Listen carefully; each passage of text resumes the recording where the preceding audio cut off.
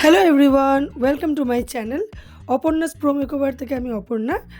আজকে যে ভিডিওটা দিচ্ছি সেটা 6 ফেব্রুয়ারির। আজকে আমার কাজ ছিল ইকো পার্ক ক্যাফে একান্তে রিসর্টে। তো সকাল সকাল সেই মতো বেরিয়ে পড়েছি। আমার আজকে এখানে 3জন ক্লায়েন্ট আছে। তো এই হচ্ছে ব্যাঙ্কোয়েট।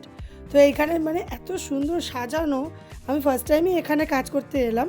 তো আমার খুবই ভালো লাগছে এখানকার ডেকোরেশনটা দেখে। তো এটা দিনের বেলা ডেকোরেশন, রাতেরটাও দেখাবো অবশ্যই।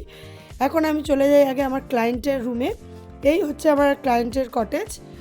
এখানে সব নাম্বারিং করা রয়েছে। তো আমি রিসেপশন থেকে খোঁজ নিয়ে এসেছি। আর এই হচ্ছে আমার অনেকবার ক্লায়েন্ট। সেজেছি, নো ডাউট তুমি যেরকম পারবে তুমি সেরকম সাজিয়ে দাও।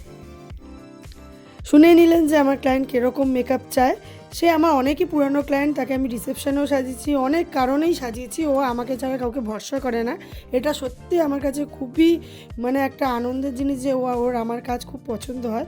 কারণ ক্লায়েন্টের যদি আমার কাজ পছন্দ হয় সেটা আমার কাছে অনেকটাই বেশি ভালো লাগার জিনিস। তাহলে কাজ করবার আরও বেশি উৎসাহ পাই। তো যাই হোক, এখানে আমি কাজ সেরে নিলাম।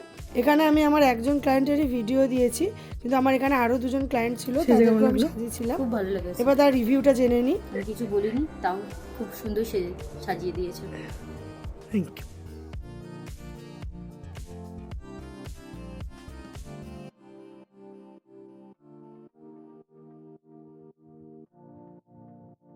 কাজের পরে মেকআপ কিটের অবস্থা ঠিক এরকমই হয়। তো যাই হোক, আমার কাজ কমপ্লিট। এবার আমি বেরিয়ে যাচ্ছি। আর জায়গাটা এত সুন্দর করে ডেকোরেট করেছে, মানে মন ভরে গেল একদম দেখে। তো যাই হোক, এখানে আমরাও একটুখানি ফটো ক্লিক করেছিলাম।